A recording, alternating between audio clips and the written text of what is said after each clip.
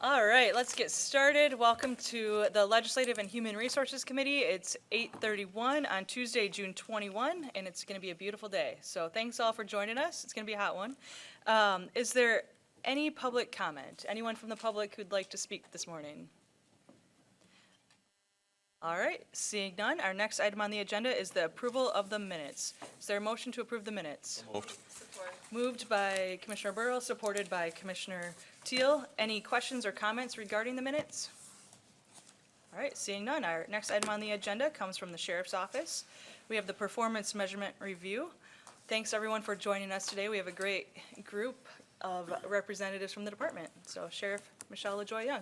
Good morning, everybody. Good morning. So first, I do want to say we've had a lot of changeover in leadership at the Sheriff's Department over the last couple years. And so these in the back of the room are some of our key leadership staff. And yes, I did force them to come. But they were all very excited to hear the outcome of all their work. They are the ones who actually keep track of the data that we're being presented to you today. They also do a substantial amount to set the direction of the Sheriff's Office and make sure that we're doing what we need to do every day. So I'm super proud of this group. I am going to name one person. Lindsay, could you stand up? Lindsay is Lindsay Cole, and she's just been named for the Chief Deputy over the Sheriff's Office. So I welcome her. You might see her sometimes as the representative from the Sheriff's Office. And she's been with the department for 19 years. Got that one right. So she's worked chiefly in corrections, but now she's going to have some other roles within the department as well. So we're very excited to welcome her to this side of the operation.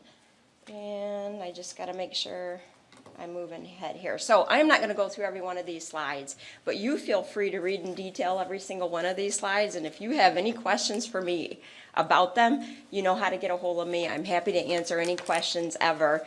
But I can spend all day talking about the Sheriff's Department, and I'm happy to do that if that's what you want. But if you just want to be able to read some of them on your own, feel free to do that. I do want to pause on this slide. There's a couple things that I think are really important and worth distinction from the Sheriff's Office. We have these posted above our drinking fountains and around the department. These are important to us. I talk to staff about these things when we hire them, when we swear them in, and we do that first ceremony. Our values. We serve with integrity, compassion, and empathy, which is really important to how you approach law enforcement. It's something that we emphasize all the time. We strive to deliver equitable service and diverse services. Not everybody needs the same thing, but everybody needs something. And so we work very hard to make sure that's how we look at our values. Our vision is to serve with vigilance and excellence, and we strive to make sure we're delivering that best service that we can, and we do it in a way that you're proud of and that I'm proud of. And then our mission, obviously protect and serve, and to be humane and take care of those who are entrusted in our care. We have one of the largest correctional facilities in the state. That's a big mission for us. My strategic goals are a little bit different than your strategic goals, but it doesn't take long to figure out that they line up pretty clearly with each other. So ours are independently developed from yours, but we do pay attention to what your goals are, and I make sure that I'm meeting your needs too as your largest office that you provide budget resources to. So those are our priorities. This print is incredibly small on this laptop, so if I can't read it and I just fake something, call me out on it because I can't see most of this right now. All right, so goals. Number one goal, public safety. You depend on us to provide public safety. So we can do a lot of other things, but if we're not doing this, you're not going to be well served, our community won't be well served, and we won't be well served. We have a couple performance measures that reflect this public safety being our number one priority, but this includes both the correctional facility and our law enforcement staff, and then every other unit too as they support those functions. So I'll get right to our performance measures. Priority one calls. We've talked about this a number of years. A priority one call is a true emergency. These are lights and sirens responses. We need to get there as quickly as possible. responsibly, right? And some of the challenges with the priority one response is a couple things. One, having the resources available. So that's, you'll see on slides that follow, we track hold time, and that's how long it takes us to assign somebody. Somebody has to be available and then assign that call before we'll start counting our response time.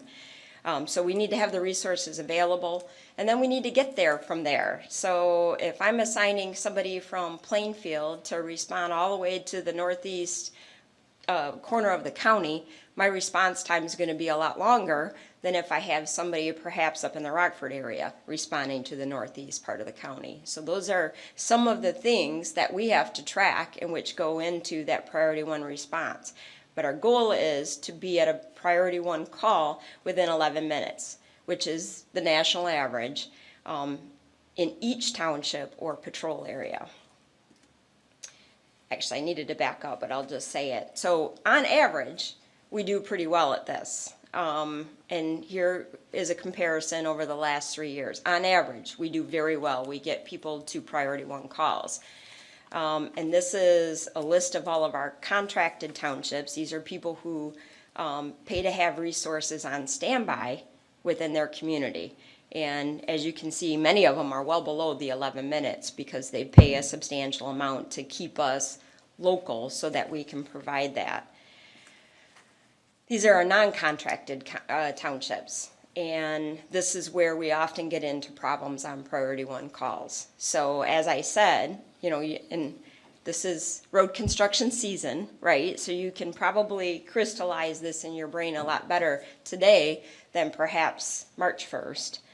But physically it's difficult to get from one place to the other. When there's traffic, there's construction that we also have to work around. All that factors into our response times. Sometimes a year there's weather-related slowdowns such as icy conditions. So it makes it very difficult if I don't have somebody standing by in that community to respond, because I generally will have to get somebody from maybe 2 communities over.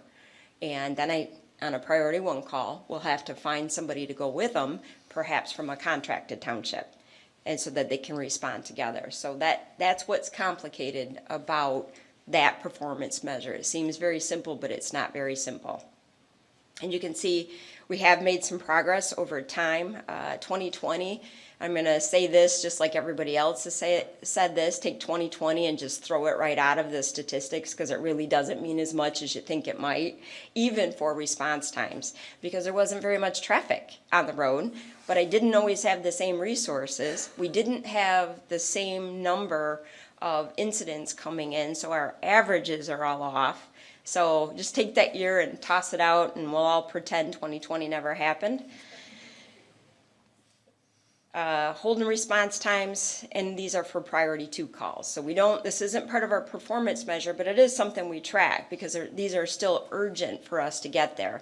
Priority 2 call would be something that might be property related, but in progress. So we have a chance of getting somebody, holding them responsible or stopping loss that's already happening. So again, these are very high priority for us, and this is something we track. It also helps us understand the patterns of where our officers are naturally. So if you had 6 calls for service in Plainfield Township, I probably have a lot of people hanging out in Plainfield Township because that's statistically where they're going to be drawn to. And so that we have to take an active effort to push them north of that or east of that or south of that to keep people available for calls for service. That might be priority 1. Does that make sense? Okay. And again, hold and response time, priority 2, non-contracted communities, you can see. And so the scale changes. Be careful to actually look at the numbers and not just how high that graph goes, because the scale changes pretty significantly. We have people waiting in excess of 40 minutes on average in many of our townships for what might be the most important call for service they'll ever make for law enforcement. It's important to them. They're losing something, they lost something. This is not the B&E of their outside garage where the bike was stolen. This is something that's significant for them. So countywide, we had a decrease in response times, 23 seconds in 21 for priority 1 response, priority 2, 40 seconds in 2021, and overall priority 1 and 2, on average, we decreased our response time by 33 seconds. So I know this doesn't sound like a big decrease, but it is significant because we really vetted some strategies to get people lined up in better places. And we could see, yes, we're measuring the right thing, and yes, we're making progress towards the right types of strategies because we did see movement over the course of a year. So, investigative unit. So our goal, and I know this sounds like a pretty low percentage, but this is, as you look to other counties around the state, this is a pretty normal statistic to keep, but at least 27% of our Group A crimes, and this is a state of Michigan set statistic, so you can compare it on the state michigan.gov website to other departments around the state, and it's also pretty comparable to other places around the country. But we want 27% of our Group A crimes solved. And these are going to be, and you can read the whole list of things that it would be. So we did exceed that, not as much as we want to exceed it. We need resources to do that. It takes investigative time and resources to be able to accomplish, but we are exceeding. And I think in 2021, we solved 34% of our Group A crimes. And then our Group B crimes. And I want to talk about how these interrelate, especially lately, right? So the Group B are going to be more property crimes, burglary, home invasion, motor vehicle theft. And historically, these have not been as significant of a priority for departments to resolve. But it is ever more true. We are seeing definite patterns where our Group B crimes are related to our Group A crimes. Vehicle thefts. We've talked a ton about vehicle thefts in this community, not just the sheriff's office, but every community in Kent County and actually in the state. Also a national trend, by the way. But our car thefts are up substantially, and what we're seeing is these stolen vehicles are being used to commit property-related crimes in the same sequence of events. So they'll steal a car, they'll go commit retail fraud. Or murder, we had that happen in Byron, or armed robbery, that's happened all over the community. Even something as simple as reckless driving, they've run people off the road. We had a pedestrian struck and injured with a reckless driver from a stolen vehicle. So we work very hard to get as many of these crimes resolved as quickly as possible because they also tend to be pattern crimes, which means it won't stop until we find somebody. So the best way that the sheriff's office can prevent people from being a victim is to resolve the crimes that did happen quickly. So we're working very hard at that. We wanted to hit at least 57%. In 21, we hit 65%. And Under Sheriff DeWitt's going to talk a little bit about our significant accomplishments and some things and strategies that we're doing to move that even further. All right, so corrections, the other side of our house, right? And this is our public safety arm. In order to keep somebody safe while they're in the correctional facility, we have to manage the correctional facility. We have to make sure that one person's actions don't impact the other person's actions while they're in the correctional facility. So we want to maintain a major rule violation occurrence rate of less than 2.1,000 inmates in jail. So a couple things, again, COVID, you're all sick of hearing it. I'm really sick of saying it. But over 20 and 21, our jail count was significantly lower on average. In 20, it got as low as 600. In 21, it was hovering at about 900 most of the year. And the reason why this matters is because the people who aren't in jail are not the ones who generally commit rule violations. The people who aren't in jail helped bring our average down, if that makes sense in this particular measure. So that is a bit of a factor in the increase in 2021, but it's only a bit of it. The rest of it is a lot of the strategies that we had to use to keep people safe, and you'll see in one of these slides that we were able to keep our infection rate below 2%, which is incredible for a correctional facility. But a lot of that had to do with locking people down or restricting their day room time, which then causes their violations to be higher because you don't have as much to lose. And if you know you commit a violation and you're not going to get day room, you're less likely to commit a violation. But if you know you're not getting day room anyway, then it's not as much of a incentive to follow the rules. So we definitely saw an impact on this. This continued into 22, which you'll hear about next year. This made the correctional facility, continues to make the correctional facility a very challenging place to work, a very challenging place to maintain safety, security, and all the things that we need to do, and then to also provide that enrichment that we should do. So this continues to be something we focus on, but a very difficult time in a correctional facility. Community engagement. So I know this is on your priorities as well. This is our number 2 priority, and it falls, it's like 1 is public safety, 1A is community engagement. And the reason behind that is a couple things you're seeing in the community. Obviously, recruitment is impossible right now. And our best strategy to talk to young people is to get out there and send staff out to engage and try to encourage young people to go into public safety.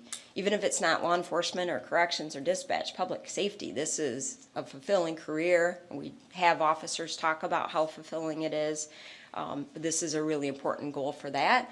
But also transparency. That's important to you, it's important to me. I want, when somebody dials 911 and my staff rolls up, I want them to know our department, and they can't know our department. They can't trust our department if they don't know who we are. So we've got to be out there and engage, and we try to do that in many different ways. Part of our engagement programs involve our community policing officers. It's not just our community policing officers, but they do get an evaluation when they do presentations, which they literally do thousands of. And we want a rating of 4 or above on a 5-point scale, and we get 4.76. I also get thank you cards and letters almost every time our staff does a presentation because they're professional, they're helpful, and it's important to them, and you can see that in their work. Number 3 goal is to provide effective, efficient, fiscally responsible. We added that for Jeff, fiscally responsible. Yes. Service. Resources are always tight, and I've been here asking for additional staff more than a few times. I'm aware, but I need to make sure that we're using that staff in the best way possible because I think it's important for you to know that you can trust us with the way that we're using those resources. So we do track, we do use data to support our decisions. We do make incremental changes and evaluations to make sure that the strategies we're using are founded in good public safety, but also effectiveness and efficientness.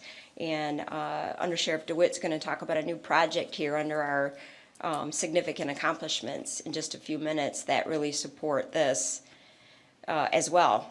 But part of this is making sure staff is trained. So we have a training staff that is responsible to make sure all certifications are met, that we do track the effectiveness of our services. This training unit is also who tracks our use of force and reviews a lot of our video related to use of force, but their mandate is to provide 100% of training to our certified staff to meet their minimum certification requirements. I know this is 100%, it has to be.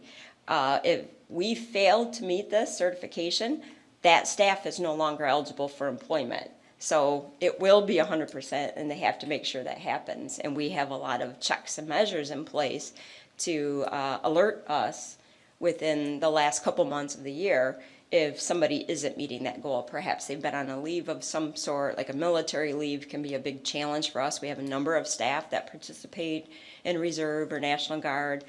Maybe somebody's been on a medical or work comp, so this is not as easy as it sounds. I can't just schedule a couple classes and have everybody show up and just pull everybody off all of their goals either.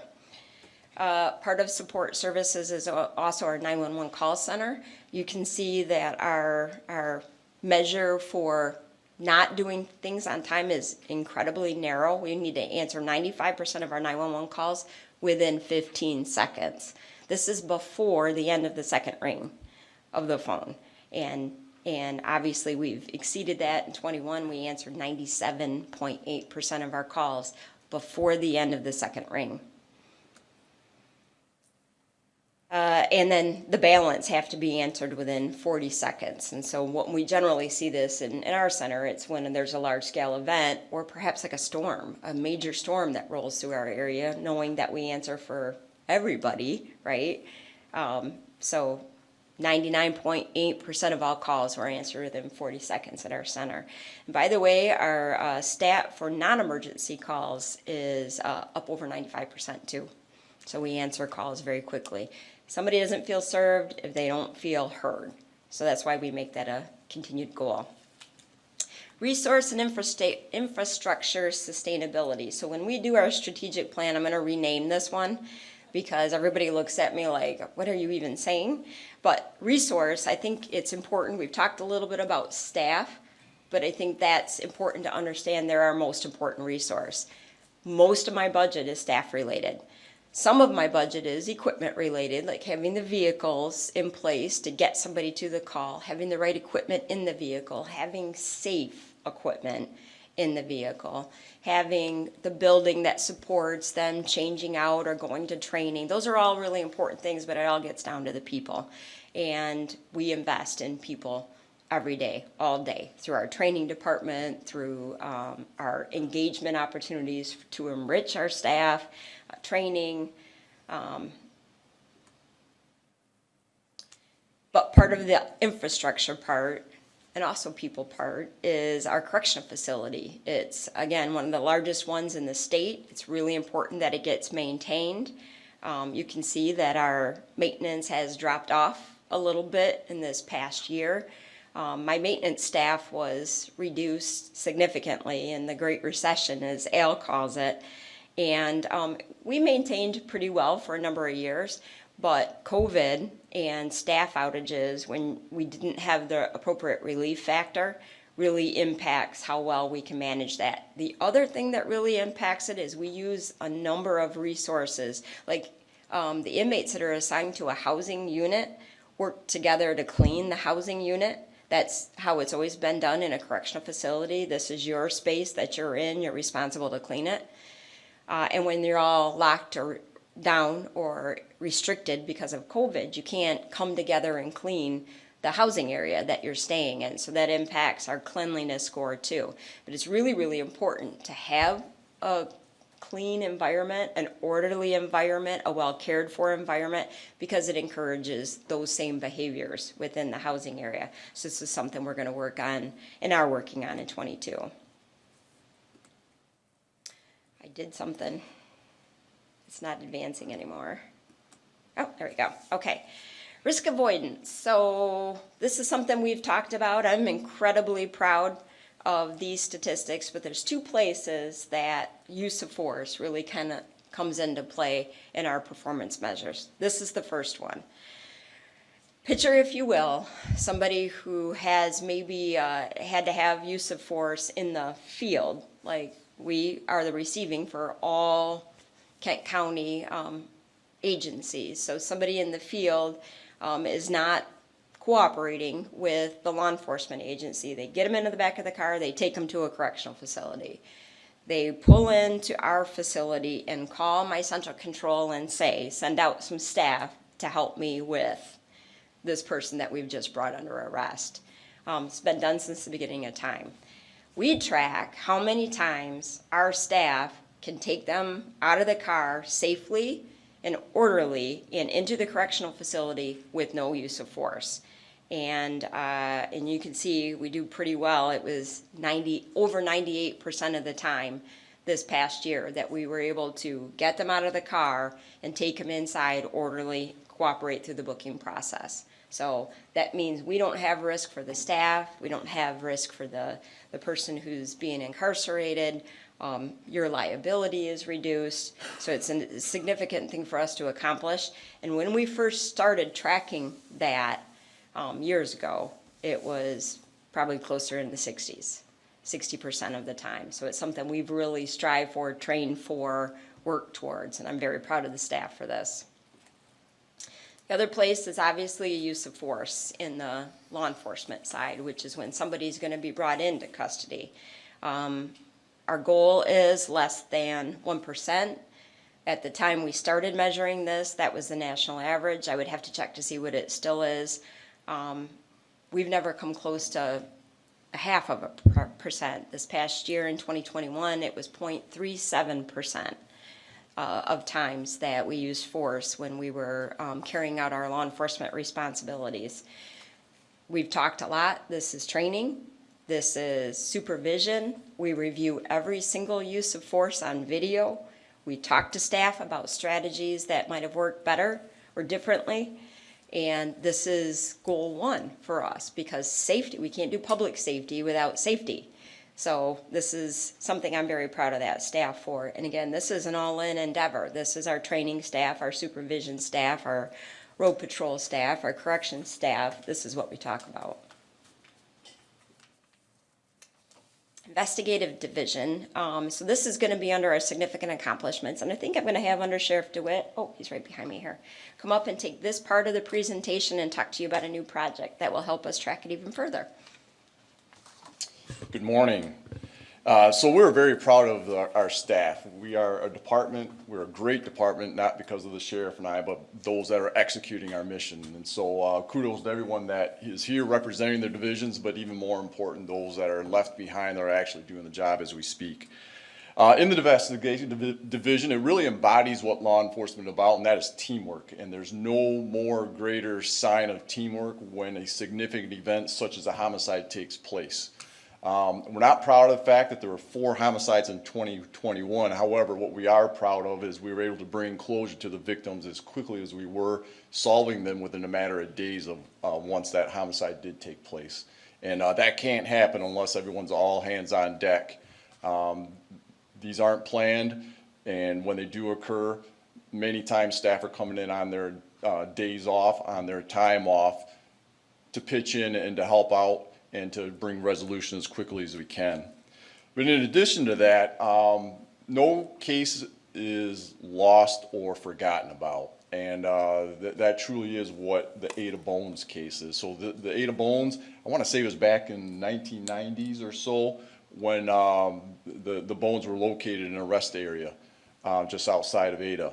And obviously they are unknown. We didn't have much information to go on. However, this truly is what law enforcement is about, which is continuing to improve upon the way we do things through technology. And although there was DNA that was available, the technology has advanced to the point where the new technology was able to identify those bones as late 2021.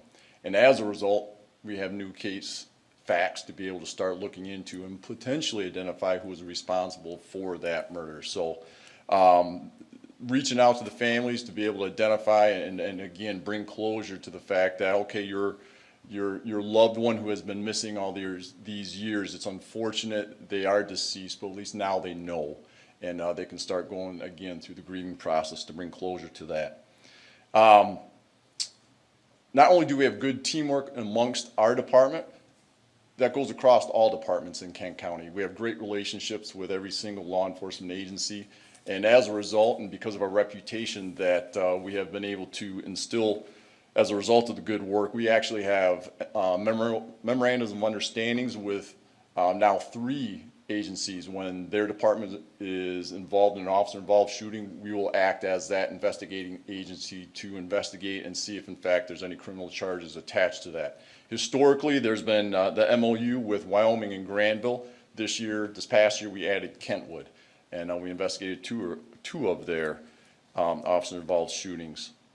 But that collaboration also goes beyond that. So as a result of, new staff, there comes new ideas. No different with that when Jason Kelly became captain of the investigative division. We historically had a team concept that would focus on checks.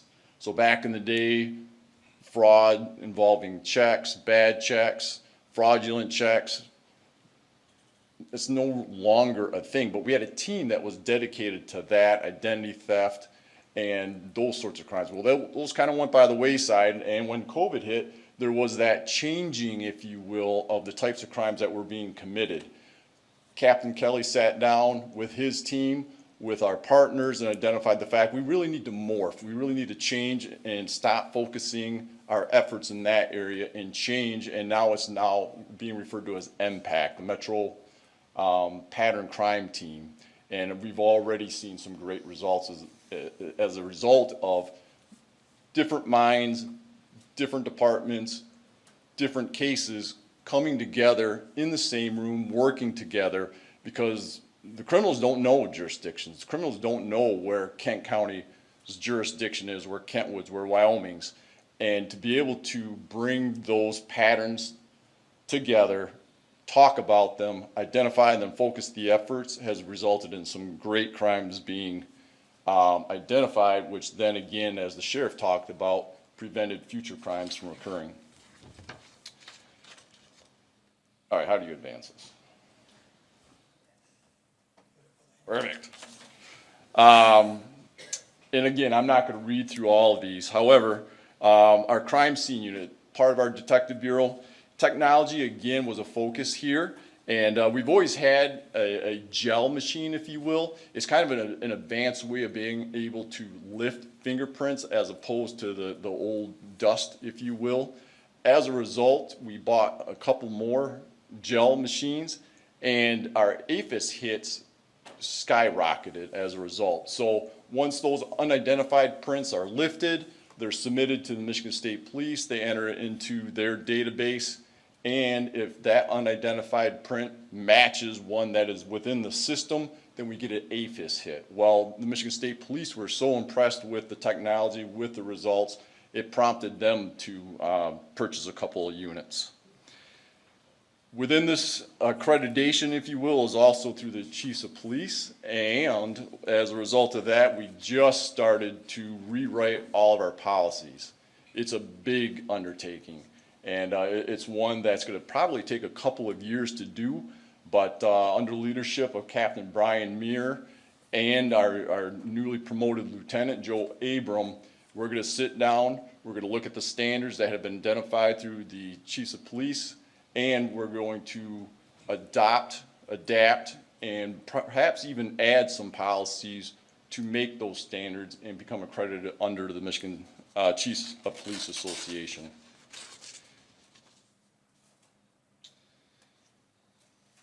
And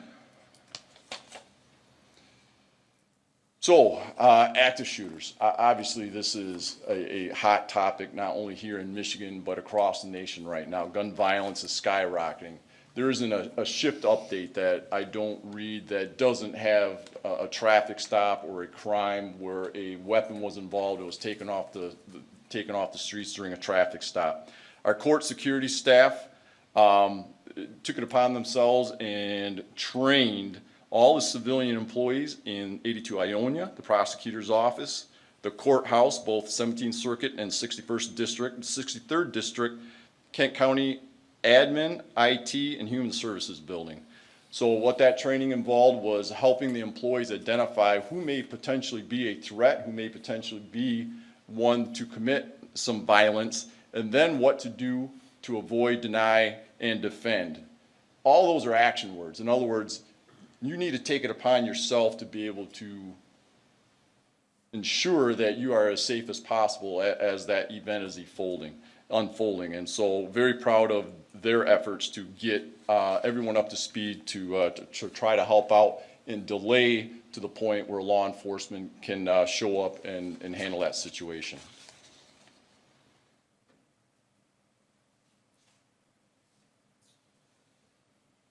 Training, training, training. It's the buzzword right now, and our training unit is busy. As you'll see that they coordinated over 255 training events. So when you break that down, 365 days a year, well, they're not working 365 days a year. So holding those events, bringing officers not only from our department, from other departments to come in for whatever various topic that may be, to include later on in this year our new technology that we're in the process of purchasing for the virtual reality. We're already proud of our use of force statistics and the number of incidents that we're able to avoid having to use force. However, what the virtual reality training will do is further that and help develop strategies in order to, when it comes time to use force, what is the appropriate application for that situation.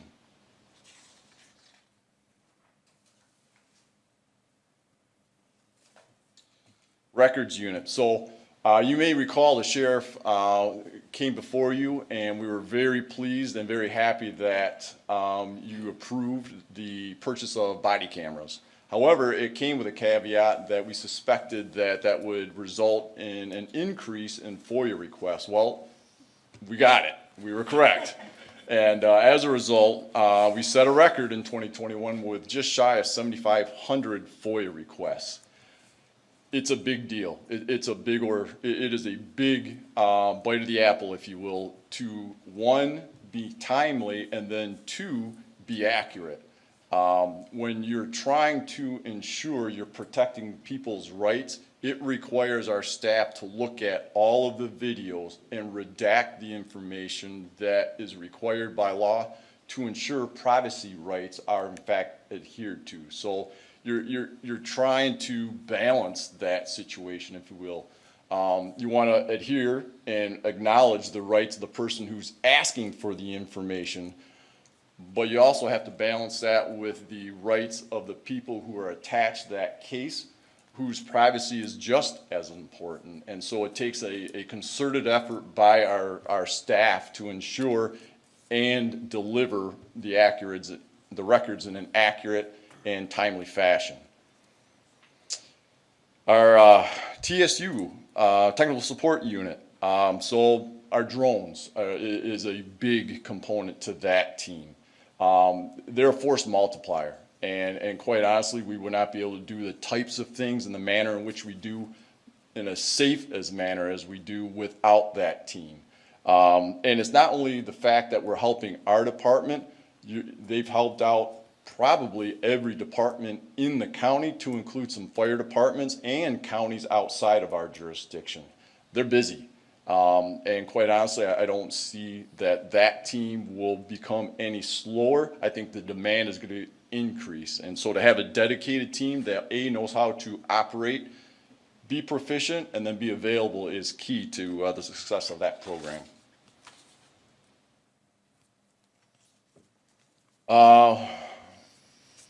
So we transitioned. This has been a long-standing project for 5-6 years, but we have successfully transitioned from our old radio system to our new 800 megahertz system.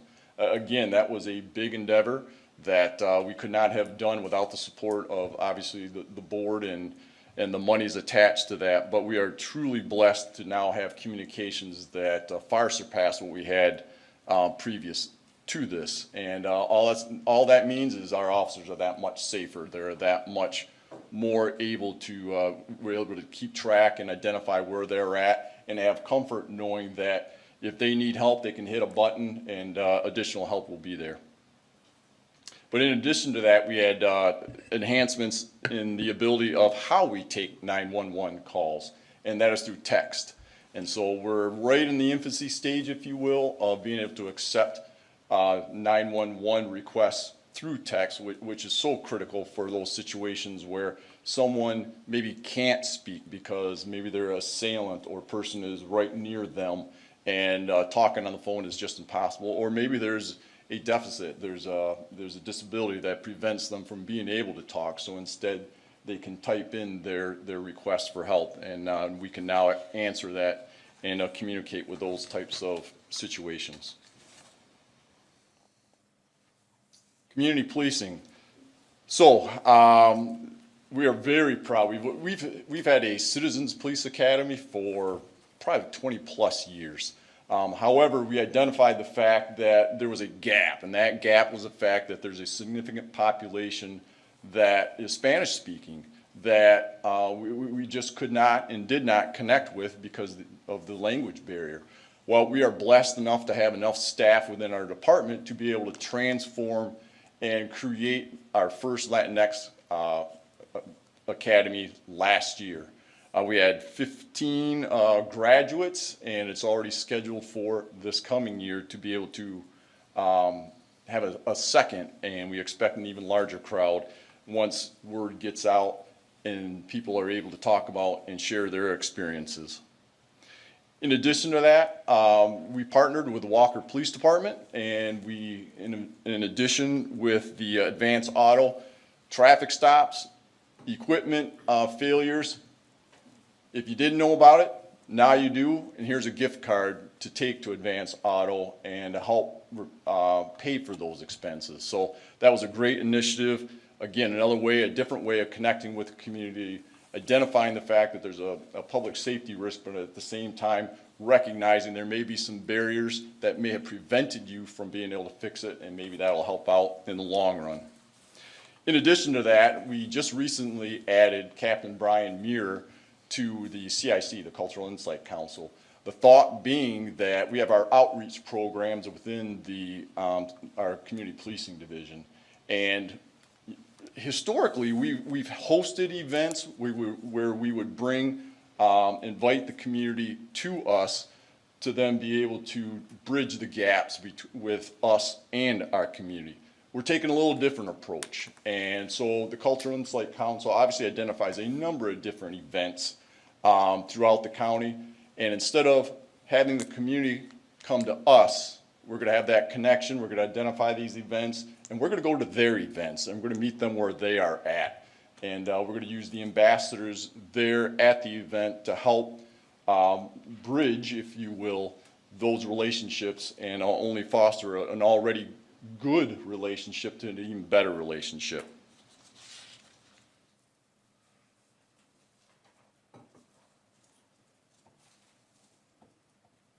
Corrections.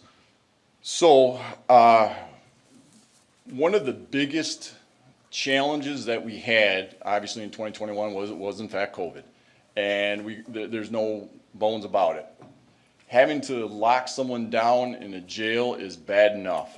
However, adding on the additional restrictions of now you need to stay in your cell for 18, 19 hours a day only builds stress, only builds anxiety, and as a result, like the sheriff talked about, we saw an increase in our rules violations because everyone's pent up, and as a result, they unfortunately choose bad ways of venting. However, what we did as a result to try to offset some of that was introduce tablets into the jail. So not everyone gets a tablet. Not everyone gets a tablet every minute of the day because obviously, one, they have to be charged. And number two, you could lose it depending on your privileges. Or three, based on your classification level, if you're a higher custody inmate, you're not even going to be eligible to have a tablet. However, for those that do, you are able to take advantage of the programming that's on there. You're able to take advantage of those distractions, especially when they're being locked down, that they would not have otherwise been able to avoid. And therefore, it helps as a behavior management tool because the staff now has something else that they can use to try to change and adapt that behavior that's less desirable to that behavior that is more desirable. Tablets are big with the inmates, and therefore they want to have them, and therefore hopefully that results in good behavior, knowing that bad behavior results in not having them. Yes, and so what exactly does the tablet allow? It is a website that the tablets go to that is restricted, so there's only certain content that they have access to. they refer to it as text, it's not texting. So they can email their loved ones. However, those communications are monitored, words are flagged that we identify, and before those messages are sent, received, if they've been quarantined, if you will, our staff watches, reviews it, identifies if there's a threat, identifies if there's something to that message that it should not be sent, and then makes the decision, move it forward or not. Pictures. Pictures every single time before they are received by the inmate are reviewed by our staff. Anything that's in question is never passed on. It is not given to the inmate. And so what that has done is, obviously the inmates absolutely have privileges and rights to be able to communicate with their loved ones. That may be by visits, that may be by the telephone, that may be by mail. So they've always had that opportunity to be able to undermine, encode, try to send message. Now, with the technology that we're using with the tablets, it's actually more secure than what it's ever been.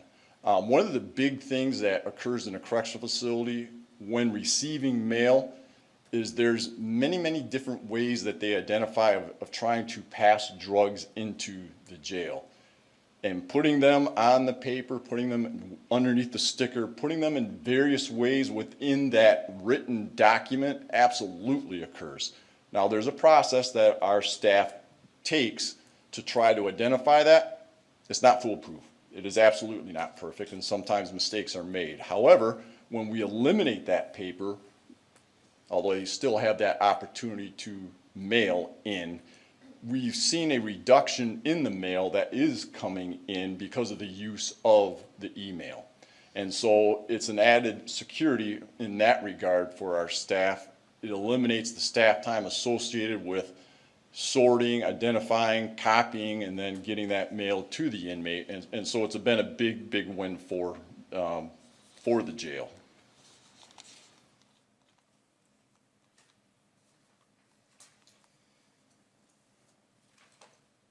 And that will conclude the significant accomplishments. I blew right by one slide. It's in your packet. Obviously, in 2021, it was a somber year for us as well, and the last thing that we want to do is not recognize and remember our fallen officer, David Cook. Near and dear, you always expect, you hope that something such as that won't happen. Unfortunately, it did with us, and so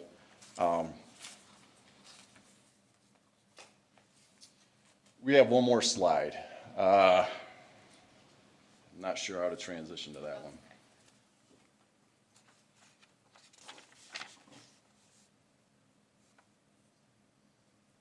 All right, one more.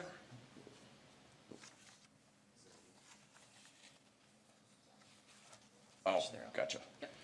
So, transparency, efficiency, effectiveness, you can almost put any of these into this bucket. But one of the things that has been identified as a priority is the fact that we want the public to know what we are doing. And as a result, we partnered with Kent County IT.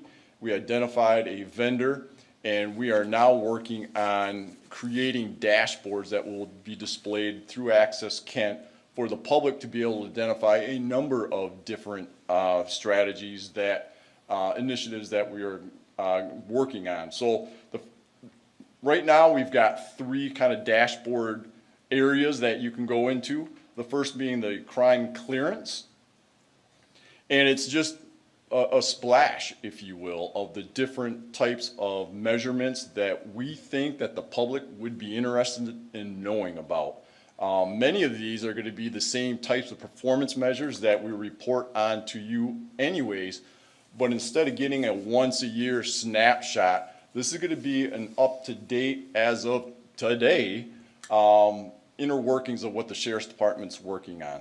So as you can see, and these are not true statistics, these are fake data. So right now, you'll see the total crimes, the crimes cleared, the number of crimes by month.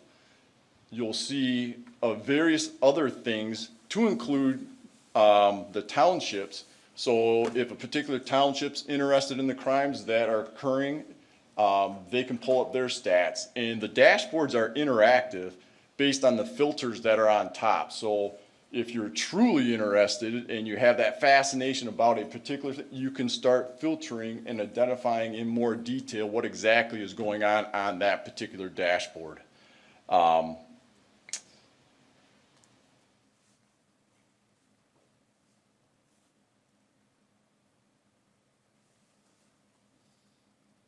right, how do I get the next one?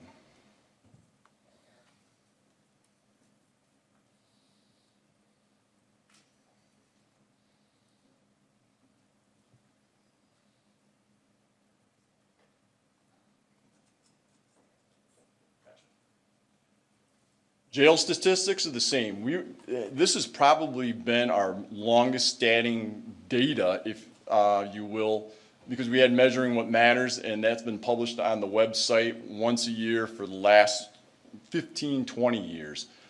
A number of those stats are again going to be embedded in these dashboards, and you're going to be able to see what it is that you're interested in. So if you're interested in knowing what our population is that is strictly here being held on bond, you'll be able to see that. What's our population misdemeanor versus felony? What's our population identified for those that are serving sentence? Who's bringing the inmates to jail? What departments are bringing departments to the jail? Who is coming to the jail by age, by race? So there's just a number of different things that are going to be able to be explored to be able to answer the questions that we frequently see being asked in the media.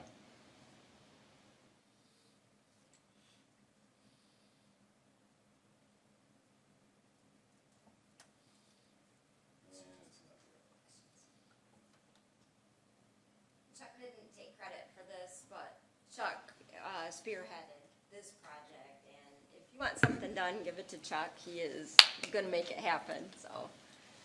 Really That is it. Yeah. All right, well, thank you for the great presentation. There's a lot of awesome details in there. That dashboard is really good, and I think, when do you expect that to go live? Probably mid-July. Mid-July, okay. Yeah, we're just, the dashboards are done. We're just working on the environment to put them in. Okay, great. Lots of great information. I'm sure there's several questions. So, any commissioners have questions or comments? Commissioner Ponstein.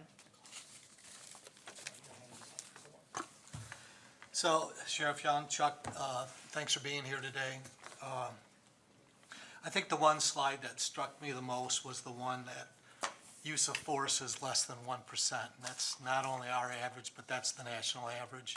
And anyone who watches the news feels or hears that every time a police officer rolls up, use of force is going to be used, and that's something you should fear.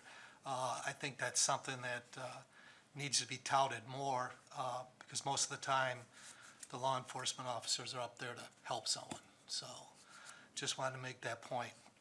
So on another thing, you know, different boards I sit on where there's different stats, everyone just wants to eliminate 2020 and 2021 like they never happened. And sadly, it did happen. And a lot of things that that we did during that time period began a culture of what I want to say sometimes of just lawlessness and just, you know, a sense of some type of entitlement.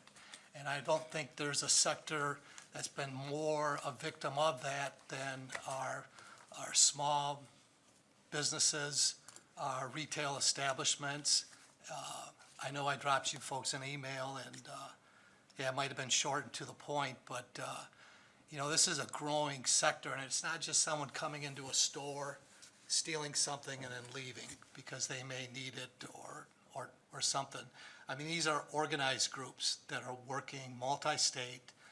They're hitting the big box stores all across. The frustrating part is one day they're arrested, they're back in the store 3-4 days later. same people, committing these crimes. And it's not a crime of just a few $100s and, the store, it's gonna be on their ledger as a loss. These are tens of thousands of dollars businesses in this community are losing when they call, and I understand you guys got your hands full. The response is, we have no one to respond, or it's gonna be 20, 30 minutes. And then what if any evidence that they have just seems to be nothing's happening to it because these same people are doing it over and over and over. And I think I ended my email to you that, my fear is that the folks that are doing these crimes are getting more and more daring.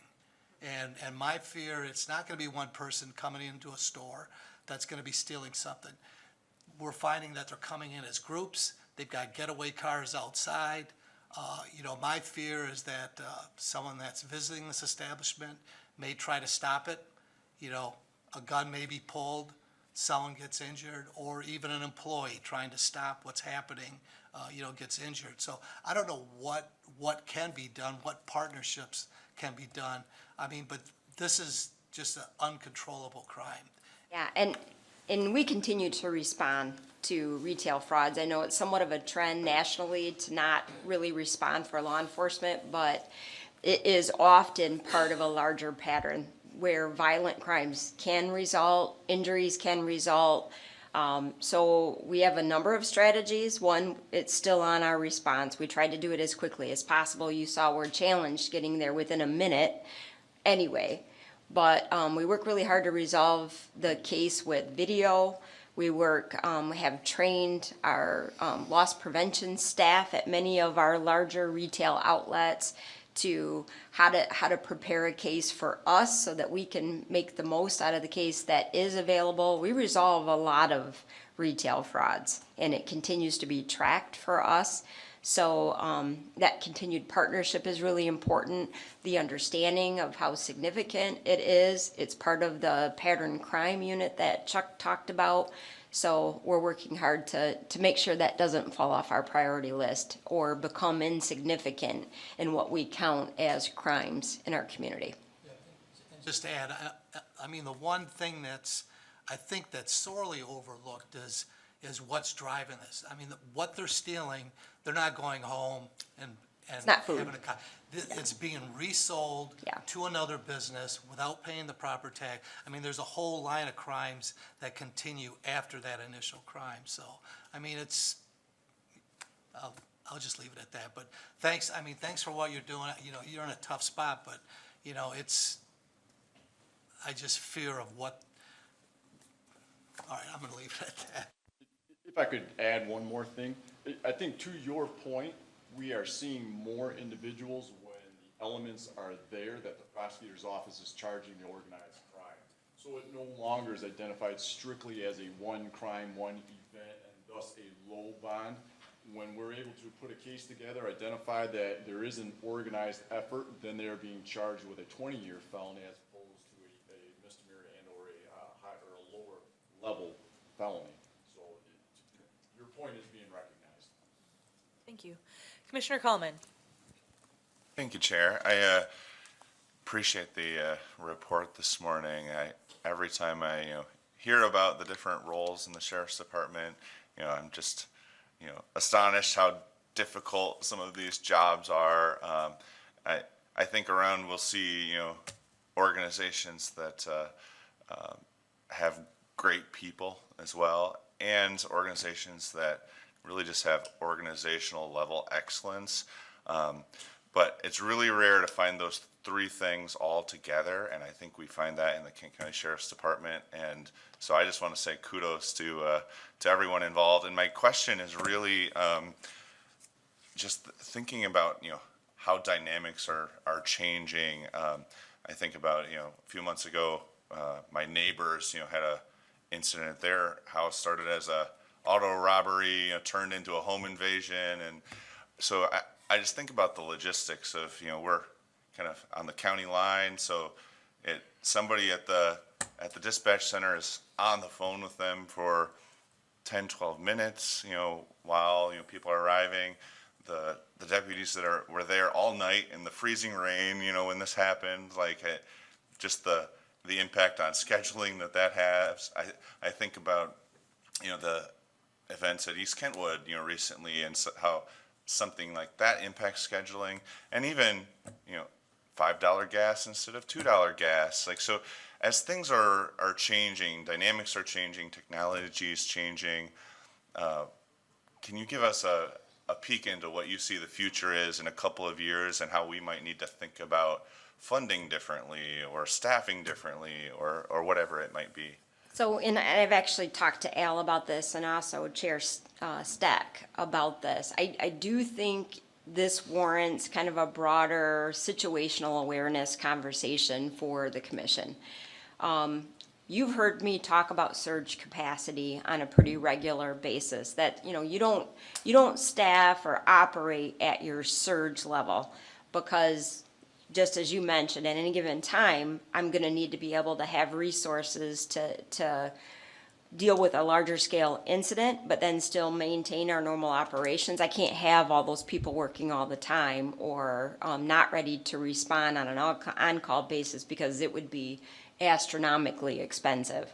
So we really work on probability of when things are gonna happen, and then where do I get the surge staff from to deal with the situation, but then how do I get resources then where they need to be for the other calls that are gonna happen, or the other incidents in the correctional facility, et cetera. Our surge capacity as a broader area is diminishing, because many departments are dealing with very significant staff shortages, and probably also as important, I've been sheriff since 2018. I have about a 700-person department. We've changed over more than 220 people in those 4 years. Because one, some of it's retirement, some of it we knew was going to happen, but have always been able to recruit to backfill pretty readily. And then some of it are individuals who no longer want to be in public safety because of the challenges that we're hearing. It's not just my agency, probably more so it's the other agencies. So the strategies we've historically used to make sure we have people have to change and have to adapt to how many can I plan on coming in when I need them from another department, or being able to cover my other calls for service while I deal with something on 108th Street. So I think we need to have some strategy conversations about that. It will impact how we fund it, but we're going to need to put more resources at the recruiting and development state than we've ever had to before. Not listed in last year's occurrences, but this year we've invested more heavily into our cadet program for these reasons. They typically are our best recruiting option for somebody who doesn't have previous experience. They are also most likely to be diverse in our organization. So we're pouring into our cadet program, but there's more that we're gonna need to do to be able to keep up with it, because there's a 30% deficit in police academy graduations to number of officer jobs that there are open in our community, a 30% deficit. So even if I'm very successful recruiting, my neighbor agencies won't be, which will impact us. So that's probably the biggest peak I can say. The other thing is really, really important. You tend to focus on the calls for service that are happening today, right? And agencies who are short staffed will tend to devote their resources to the calls to service that are happening today. I would advocate that it's probably just as important, maybe not, maybe even a little bit more important, that you focus on resolving crimes in your detective unit, because if you don't, you'll have more calls for service today. So you're better to spend the long dollar solving the shooting at Kentwood graduation and put all of your resources on it and get it resolved, because by the time you would have done it without putting all your resources on there, 4 more things would have happened. Does that make sense? So we do things a little bit differently than some agencies do, but I continue to really focus on crime resolution while we still track our response times and make sure that we're able to respond to calls. Thank you. Yeah. Commissioner LeGrand. I apologize, I don't have a voice. Oh, no. I don't know sign language very well. I used to. I can whisper, you can come here. I can hear you. Okay, great.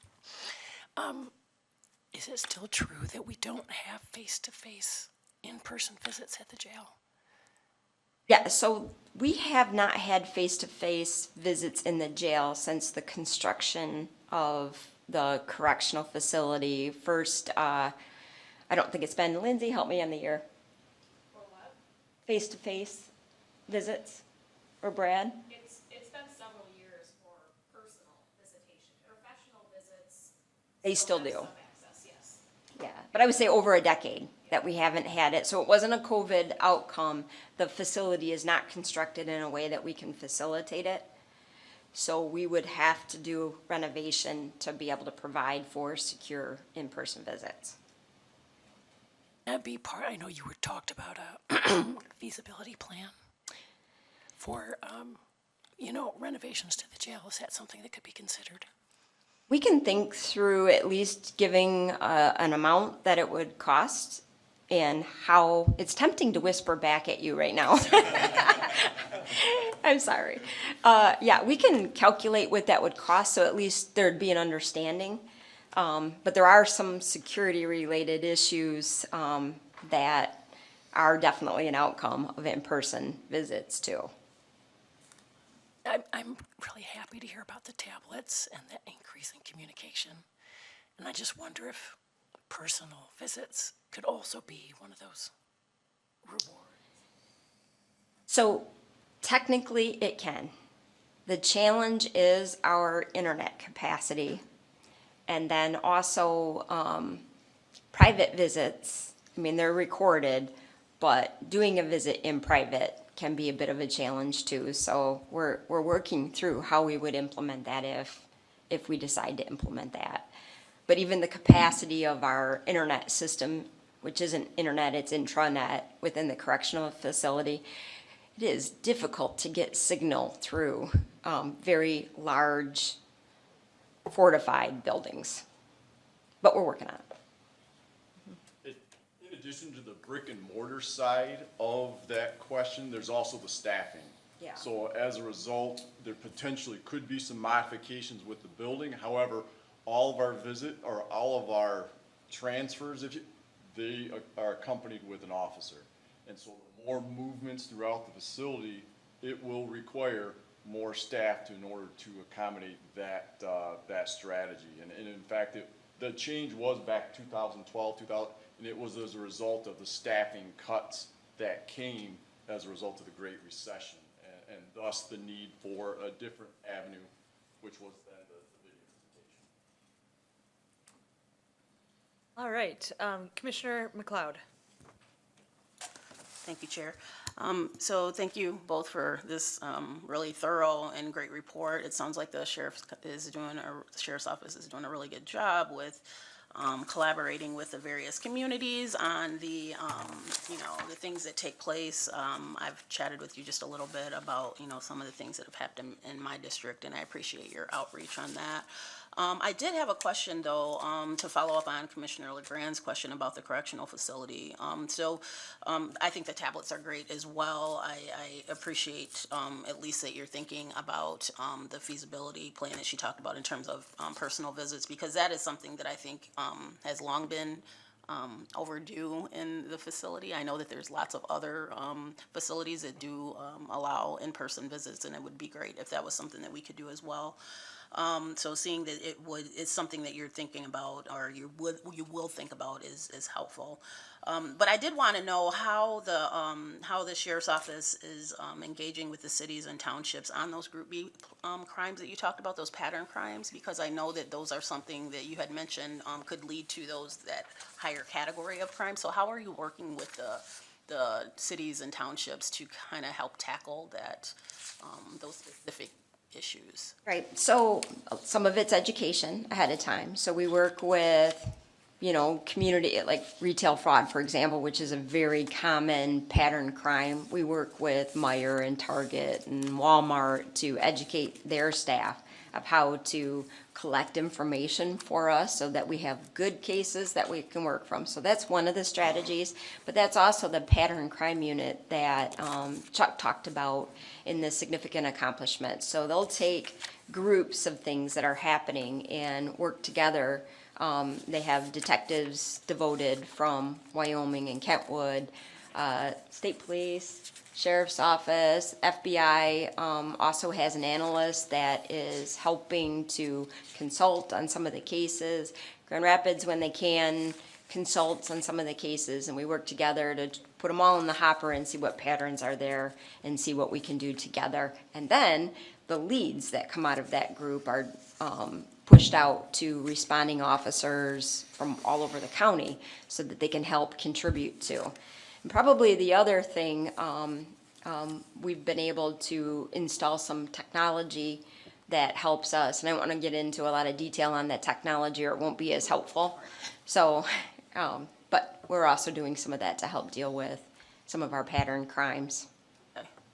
And then I also wanted to follow up on the use of force. I'm glad to see that you guys are following the national average and, less than 1%, but I also want to give weight to the fact that, that in certain communities, specifically, Black communities, communities of color, that, even one instance of, use of force is very impactful in those communities. So I just want to speak it and say that, that depending on where those instances take place, that they can have a significant impact on the community. And I appreciate that you are doing such a good job with the community engagement and the, community policing and that sort of thing. But I definitely would like to get as many updates as we can in terms of how that is really impacting those communities.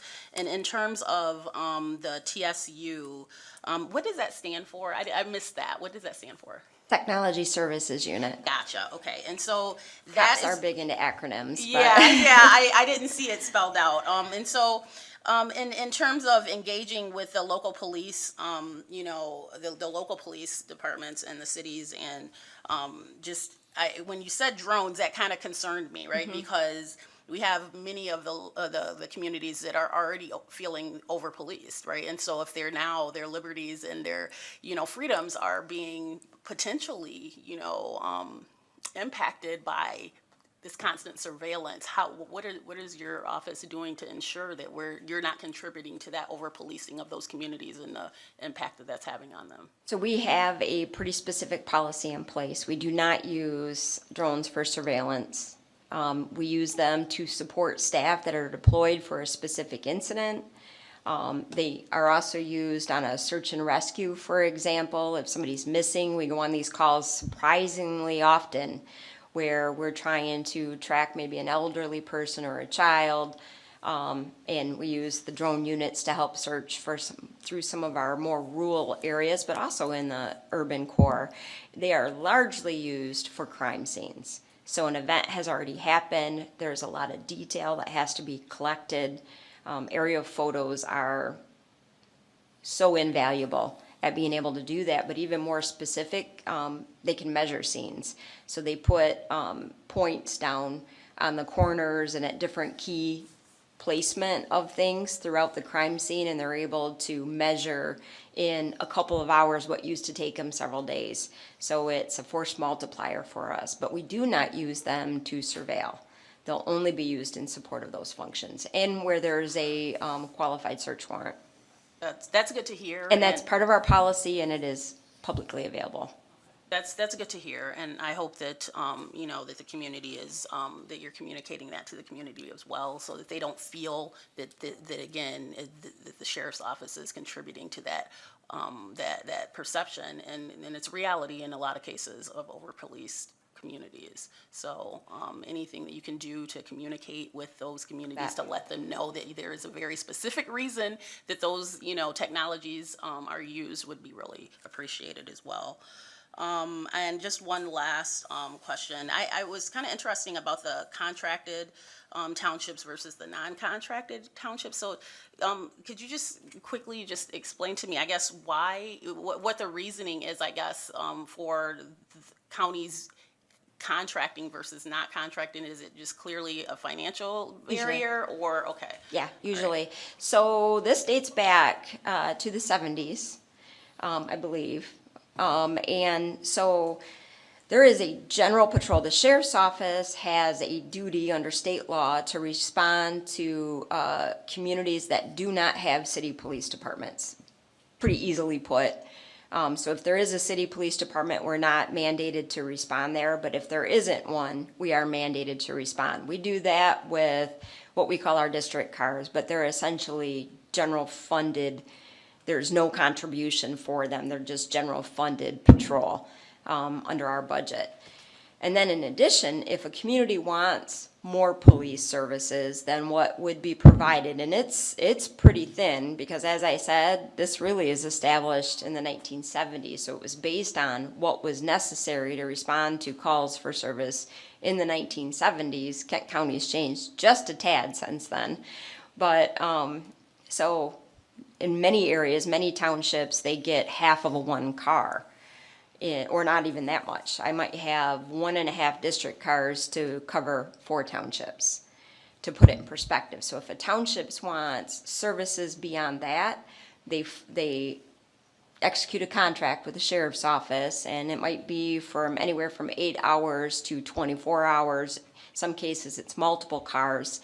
In 2 cases, it's multiple cars during different portions of the day. And we have dedicated patrol to meet those contractual services. So they'll still have the district coverage that everybody gets, but in addition, they'll have what we call their township cars. They pay for that service. Occasionally, you'll see these contracts come through the Board of Commission. They've all been approved, and then they just renew year over year. And at this point, 14?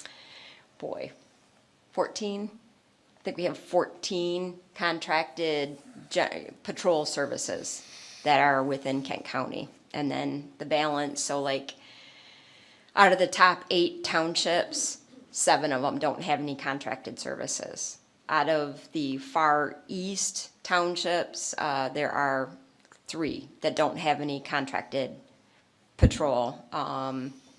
South, there's 1 that doesn't have any contracted patrol, and they are often the places that we have the most difficulty getting resources to in a priority 1 call. Because again, often it takes 2. So I have to borrow a contracted car from, and it's in our contract to do so, but I have to borrow a contracted car and then supply a district car, meaning they would need to be available to send, and it's geographically further away. So that's the challenge that we work with every day. Great, thank you. All right, Commissioner Hennessy. you. I've really appreciated this update. It's taken a little bit of time, and I'll extend it a little bit more. Sheriff, one thing I really appreciate is that when we email you and have a question, you respond very, very quickly, and that is greatly appreciated. My question is, within the Corrections Department and our services that we provide to our inmates, there are 2 that are contracted that are in my mind very significant. One is the food service, and the other is the medical. And can you, that wasn't really touched on too much. Can you just sort of give us a brief overview of how these contractual services are working out? Yes, I can. So Aramark is our food services contractor, and part of what you also hear us talking about is enrichment, right? For those incarcerated, to really help enrich them and be better when they have an opportunity to be released from jail. Aramark not only provides food service, but they've also entered into a partnership with us to do an enrichment program, an actual certification of individuals that are working in the kitchen. They go through a set number of classes and hours of instruction, and they come out with a certification to work in a restaurant. They also offer them employment if they want, once they're released from incarceration, or their scholarship opportunities to go on to school. So I think I wanted to give Aramark a plug for that. It's been challenging to provide food service in a correctional facility. And again, I can't wipe off COVID because obviously we've had to deal with individuals contracting COVID on the outside, bringing it into the correctional facility, and food service in particular, because they're in close quarters working with other individuals. That's one of the places that's been most challenged. But Aramark has made sure we've been staffed. and that food gets delivered. We've had to go to cold lunches very few times within the past year. It was a little touch and go for Thanksgiving this year because we were in the middle of a pretty serious COVID outbreak, but they managed to get a hot meal on the carts for Thanksgiving. Over the last 2 years, so I want to say beginning of 20, we switched vendors for medical care. We were having some issues with our previous medical care provider. It was the normal bid process. We switched to a company called VitaCore. It's been a handful. They're a good company. We're glad we contracted with them, but can you imagine taking on a new contract the size of ours during a pandemic? And I don't think they imagined taking on a contract the size of ours during a pandemic. So we've had to really work together to make sure that we were delivering health care. One of the major stressors they have continues to be is staffing and competing with very high-end employers, especially in Kent County, because we have some of the best medical care providers in the world here in Kent County. They're competing for staff against those providers to work in a correctional facility. So they were forced to use temp staff far more often than they've had to anywhere else, which affected their cost. Over the course of the last 18 months, they've spent $1.5 million more than they thought they were going to spend providing services to the correctional facility. They did not pass that cost on to us yet, but I definitely think you'll see an increase the next time we sign a contract. But yes, they've been a good provider, and they are now able to have many of the staff that are permanent. So we're doing better all the time. Okay, thank you. So someone just mentioned earlier too, the price of gas. You probably saw Facebook, and there was a sheriff that posted that they weren't responding to calls for service. So, I just got back from a Michigan Sheriff's Conference. We get together and we have a business meeting where we talk about different things, trends, strategies that they're using, that kind of thing. This was a very common conversation among the sheriffs that this is hitting very hard because sheriffs obviously cover a big geographical area.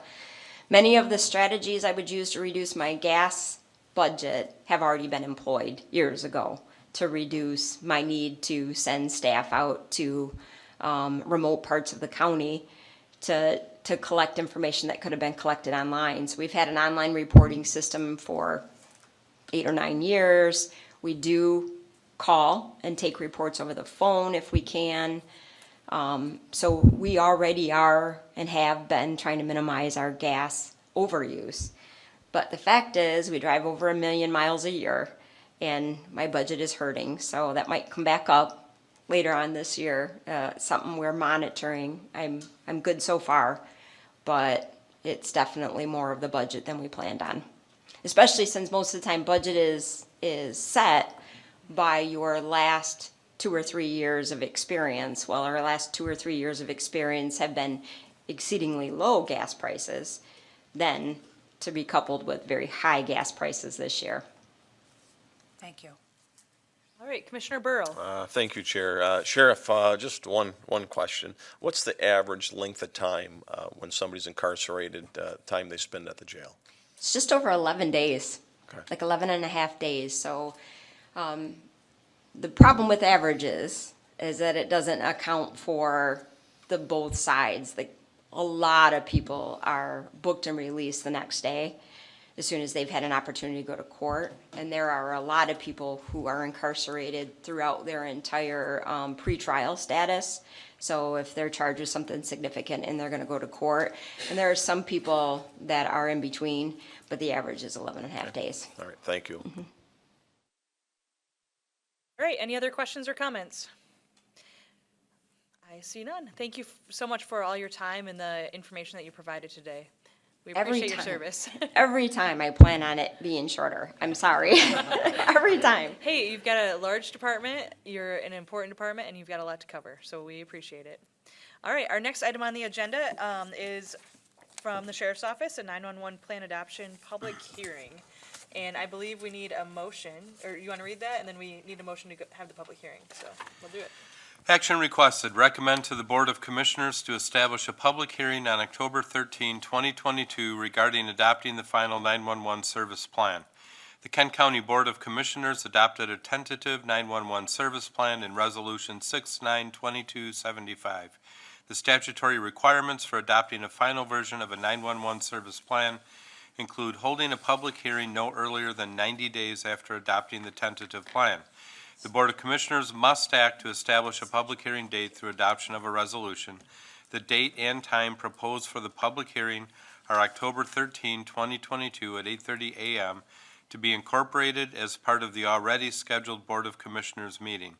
The place for the public hearing will be room 310 in the Kent County Administration Building, 300 Monroe Avenue Northwest, Grand Rapids, Michigan.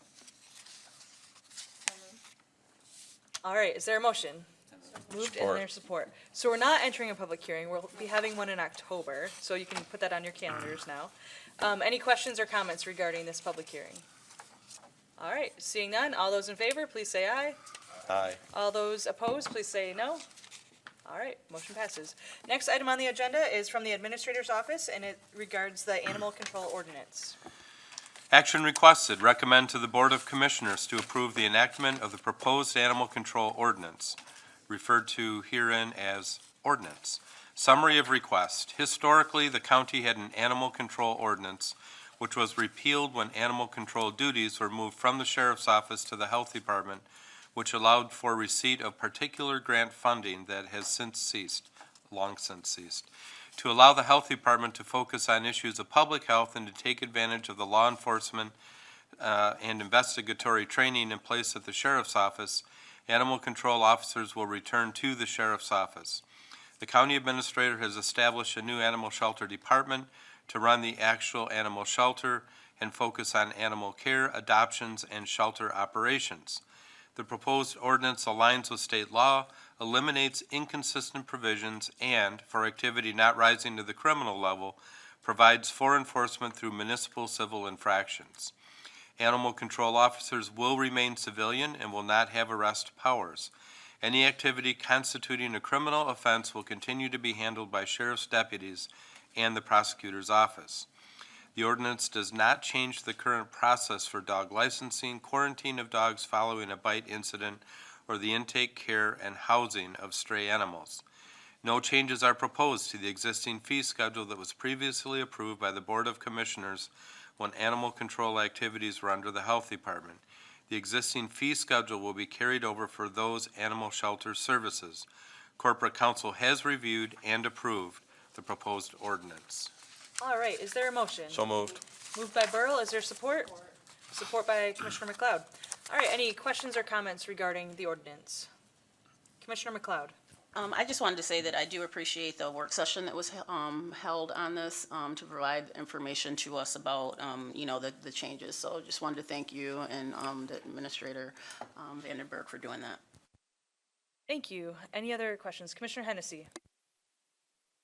We've mentioned it a few times, but could you review for me again why we're going to have the Animal Shelter Department itself not be supervised by the Health Department, but rather to be supervised by our administrator? Oh, by our deputy administrator, but yes, Deputy indeed. administrator, okay. Well, I think as we saw during the pandemic, when the Health Department has a major and I would say primary job of caring for human beings.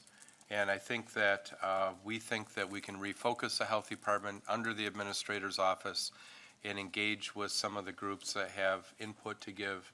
I've met with many of these individuals, either face-to-face or by phone, and I think that it will be a better way to approach operating the shelter in the future.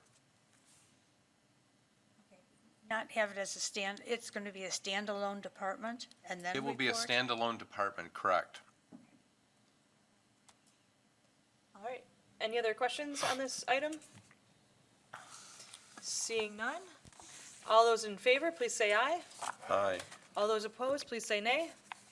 Motion passes.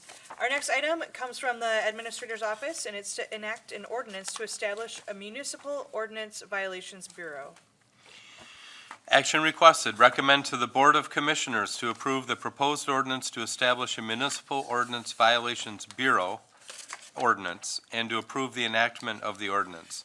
This ordinance creates a Municipal Civil Infraction Bureau to, one, accept admissions of responsibility for municipal civil infractions, and two, collect civil fines and costs under a fine schedule established by the Board of Commissioners in any enacted county ordinance.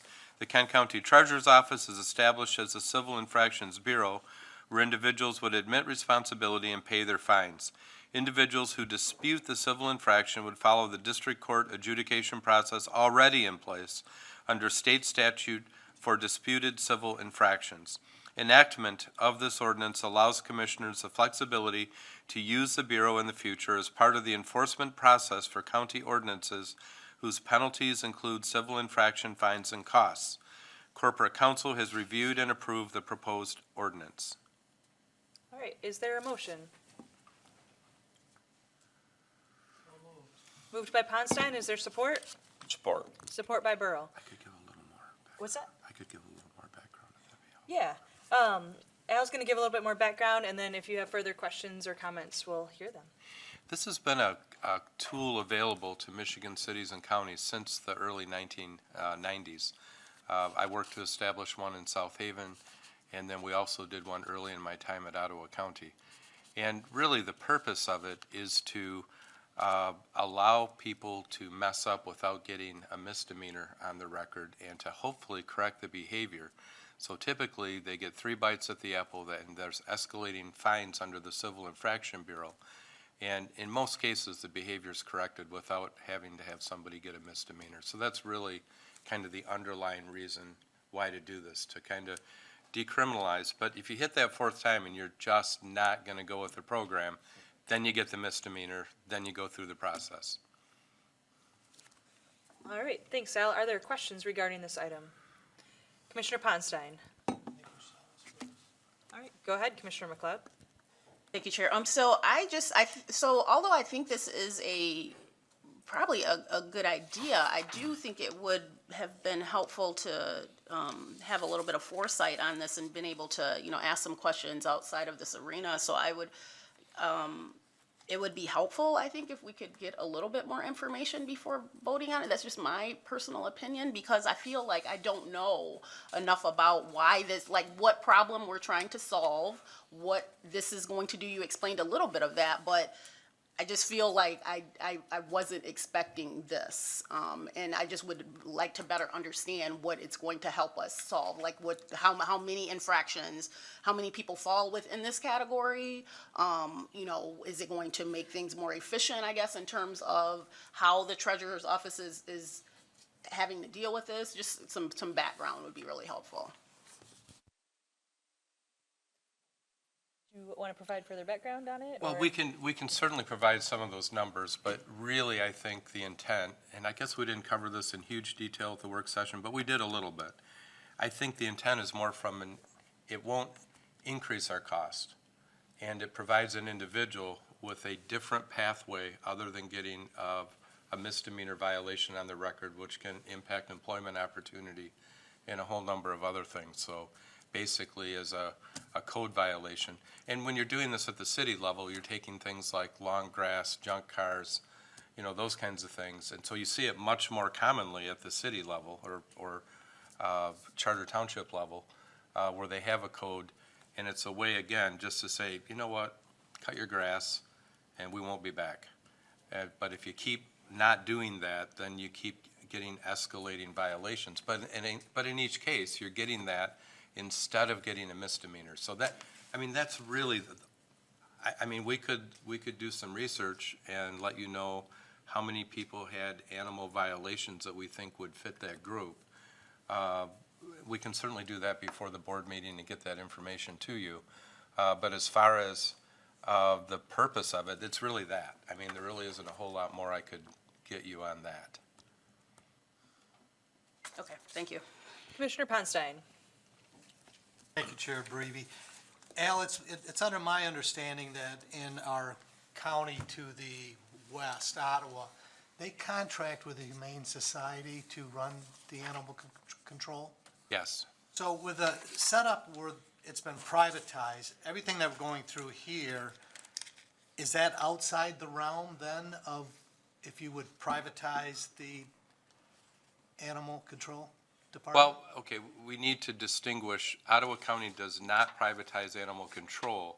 They privatize the animal shelter operation.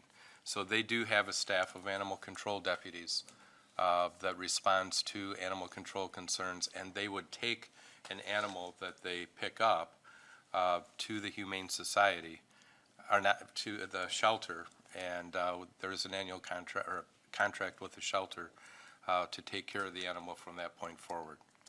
Thank you. Commissioner Hennessy. This is really, I'm agreeing with Commissioner McLeod, this is really very ambiguous to me. I don't know who is the Bureau, who will be the Municipal Ordinance Violations Bureau. And as I read this, I'm like, okay, there's going to be a lot of follow-up action that's going to be required. And so I don't, because you're going to have to set fines and, ordinances themselves that'll have to be covered or not covered by this type of thing. And I'm just seeing this as like, okay, I'm approving this now, but then I'm going to have another step and another step and another step, and I'm not understanding the whole picture of this. It's basically, it's kind of like the family court. There isn't a division of the family court. It's the probate court and the circuit court sharing a family court caseload. In this case, the Bureau is a function that would be overseen by the treasurer's office. And so basically, somebody would go in and pay their fine there. If they fight the fine, it would be just as if they got a misdemeanor and fought the fine. They would then take that through the normal district court process. So it shouldn't create any more volume or anything like that. It really is a place for somebody to go and say, you know what, yeah, I did it. My dog did X, and I just want to pay the fine and be done with it. So they would go to the treasurer's office, they would pay their fine, then they're done with it. Or my lawn didn't get cut and it, Well, that isn't what we do. I'm sorry. I mixed in a city example because if we were a city government, that's where it's far more used. Here, it's very limited to a few things, and one of those things is the animal control. what else would it be limited to? We could use this, and it's already referenced in the parks ordinance that the board passed years ago. The health department could use it for, small issues. Say a restaurant didn't have a thermometer where it was supposed to be, so it's just a ticket, if you will, as opposed to any type of misdemeanor or a large adjudication process. So in that context, it would help our small businesses that deal with the health department. They don't have to go through an administrative hearing. They basically get a ticket for that thermometer that's not in the refrigerator or something to that extent. They can send the ticket in, it just goes to the treasurer's office because they're set up to collect these types of things. Anybody who contests that ticket, as Al said, winds up going through the standard district court process, which for the county means we don't have to set up an adjudication hearing. We can use the judicial system that's already in place to handle those tickets. Without making it confusing, think of a speeding ticket. If you get the ticket and you say, yep, I was speeding, I'll write my check and send it in, you're done. If you say, no, I wasn't speeding, then you go talk to the judge. Same type of situation. So it would be, again, whatever this board wants to route through that system, they've got it in place for the parks ordinance already. We would look at some of the health department regulations to try and make it a little bit easier for people that don't quite have it 100% in compliance with the regs to be able to go, I now understand. I have to have my dog on a leash, as opposed to having to spend a day going through some sort of more formal hearing. So if you dispute your dog being on a leash, who do you go to? Who do you take that violation to? Depending on exactly where you were located, either 61st District Judge or 63rd District Judge. Because you would have been charged with maybe a misdemeanor, and then you would have automatically been in the court process. Right. But in this case, you would be cited with a Civil infraction. civil infraction, and so at that point, you would simply go to the treasurer's office and pay. So you could argue that it takes a little bit, because there isn't a massive amount of these things, but it will take a little bit of work off the court system and a little bit of work onto the treasurer to actually have people come in and pay these things instead of going through the court process. So it's almost like adding a layer of making things easier onto the current process, both for the citizen or individual who ends up getting a citation and for the system, with the exception of a little bit of extra work in the treasurer's office. So under the current, correct me if I'm wrong, you would be directed right away to the court system and have to go through that process, which may be more expensive, right? And with this ordinance, you have the option of taking care of the fine moving forward. Unless you get, to the fourth violation, then you would be directed to the courts. Unless previously you decide that you want to, fight the issue, I guess. Does that make sense? I'm having trouble with this. I wonder about, lots of times people might just warn you right now. Are we going to start getting into, we want the extra fines or fees because we'll give you a little minor, whatever here. And I'm wondering too about the equitability, about how it will be applied, because you could still get a warning or you could get, I'm worried about that equitable quality. I think initially we would actually get less of a fine under the civil infraction because, again, it ratchets it down and it doesn't attach a misdemeanor. And so a warning would be the same. You might get a warning instead of a misdemeanor. You might get a warning instead of a civil infraction. So I don't think any of that changes. I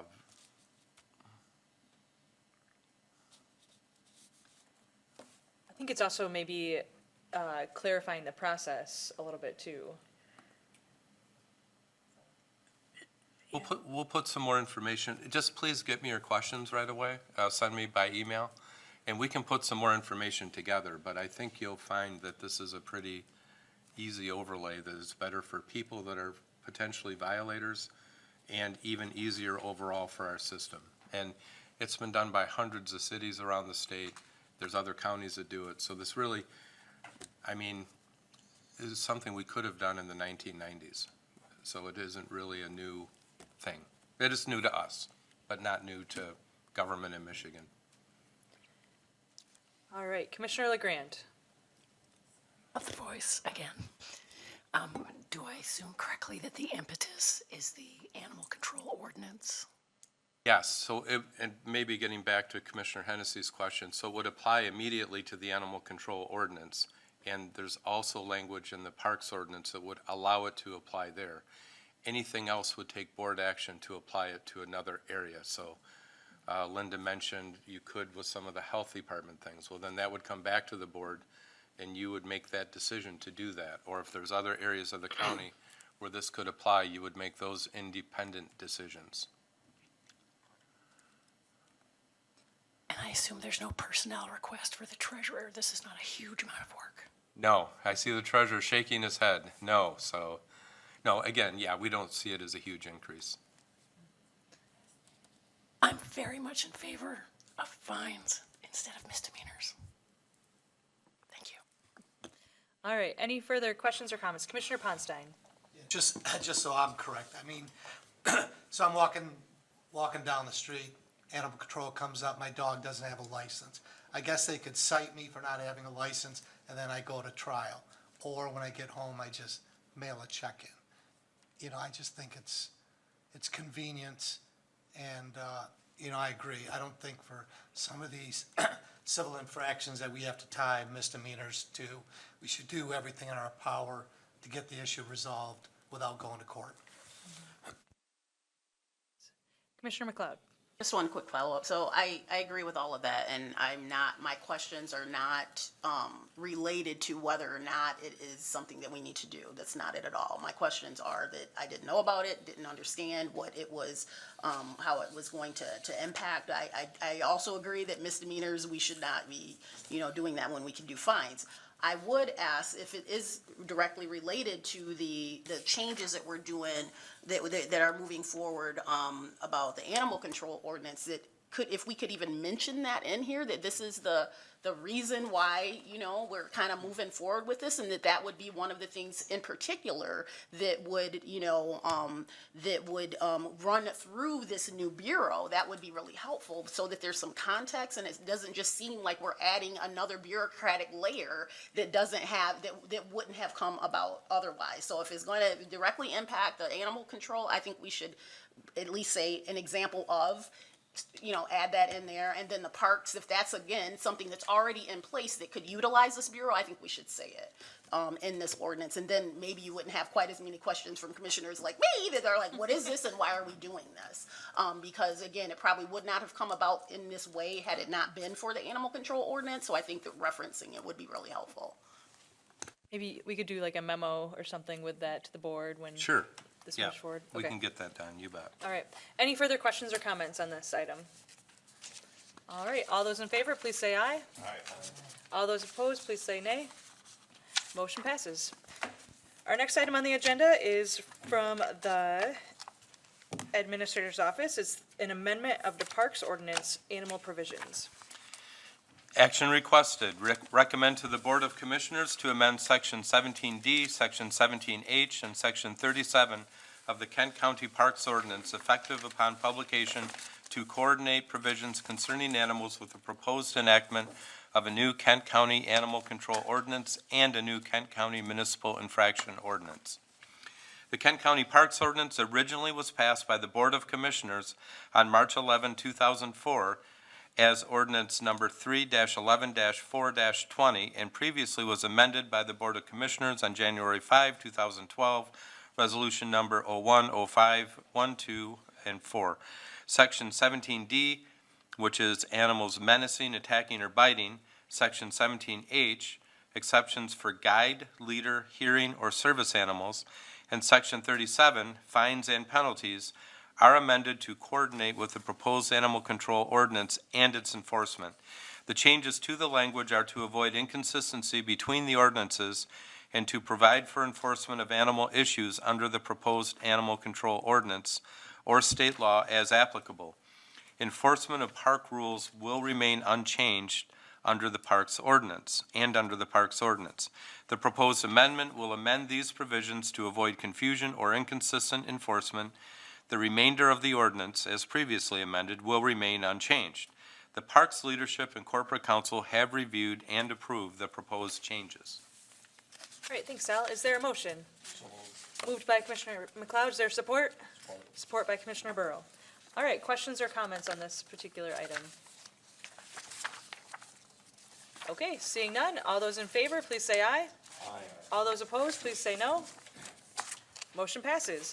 Next item on the agenda comes from the Administrator's Office. It's a recommendation to suspend and rescind the Kent County Health Department Animal Control Regulations. Action requested. Recommend to the Board of Commissioners to suspend and rescind the existing Health Department regulations that pertain to animal control due to the proposed enactment of a new Kent County Animal Control Ordinance. In 1980, the Kent County Health Department promulgated animal control regulations pursuant to Public Act 368 of 1978 as amended, and the Board of Commissioners approved amendments to those regulations in 2000. The proposed Kent County Animal Control Ordinance duplicates the regulations and enforcement of the Health Department Animal Control Regulations. Adoption of the proposed Animal Control Ordinance renders the Health Department Animal Control Regulations and associated fee schedule provisions regarding fines for violations of animal regulations unnecessary. It is recommended that the Board of Commissioners suspend the Kent County Health Department Animal Control Regulations as of July 1, 2022, and rescind the regulations as of November 1, 2022. State law provides a period during which a petition seeking a referendum on an adopted ordinance may be submitted. The period during which the regulations would be suspended aligns with the time allowed for a referendum petition. If a petition were filed, the ordinance would be suspended until the referendum vote was held.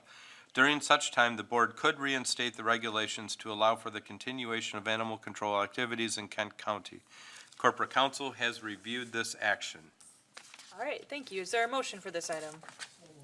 Moved by Commissioner Ponstein. Is there support? Support by Commissioner Kallman. questions or comments regarding this item? All right, seeing none, all those in favor, please say aye. All those opposed, please say nay. Our motion passes. Next item on the agenda is miscellaneous. Is there any commissioner miscellaneous? Commissioner Ponstein. Thank you, Chair Breedy. So Al, in my tenure as a county commissioner, I've been, I don't want to use the word sentenced, but I guess that's what it is, to this committee year after year after year. And today's report by the sheriff's office, I think it's been mentioned, was very useful. But the sheriff's office is a huge department, along with, the health department, where I asked last year as to maybe, things need to be reconstructed.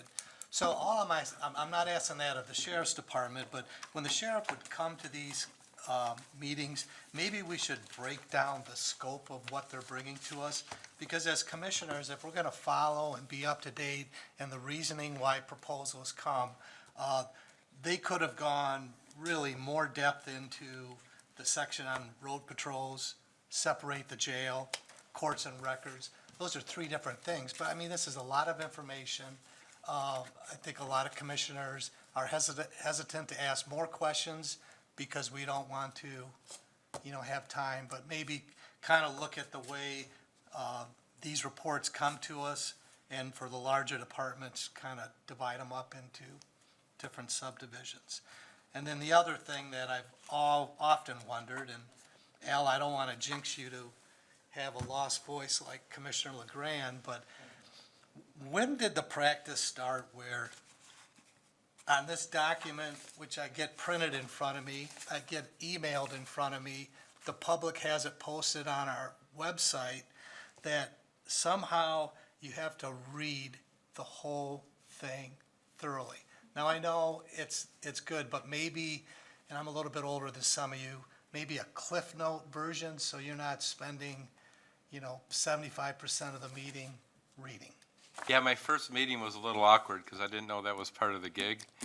And so I was just summarizing, which is kind of what I've always done. And I was told we need to do this for the people out there. But you know what, I'm fine with that, quite honestly. I mean, but it just depends on, I was told we do it because of the needs of people who are following to know exactly what we're doing. So if there's a change in interpretation on that, I won't fight it. Linda will let us know. Is there any question or any other questions or comments, Commissioner Miscellaneous? Commissioner Hennessy? So we're taking a lot of action on ordinances recently, something that we haven't done in, some time, and it seems to be. So I went back over the weekend and found my book of 2013 is the last time we compiled all the ordinances for us, and Hal has consented to putting this together again for us, and so that we'll have an updated. It's not that the county really does have that many ordinances, but we seem to be changing them right now, and we'll get an updated view of them. Thank you. Any other commissioners? I just have a brief update too. So in August, we'll be starting we'll be opening for the application process for all of our commissions, boards, and committees. And we've had a few appointments here and there, just open seats. But I'll be working with Lisa and Kaylee on that process. I know they've been trying to update it and make it easier for people to apply. And I would just continue to encourage you, the best assets that we have are our citizens to serve on those boards, so keep them engaged. And when the process opens up in August, let's get the best people to serve on our county boards and committees so we can have some great representation. So I'll let you know if there's any changes, but look forward to that in the next couple months. So is there anything else? All right, seeing none, our meeting is adjourned. Our next meeting will be July 12 at 8:30 a.m.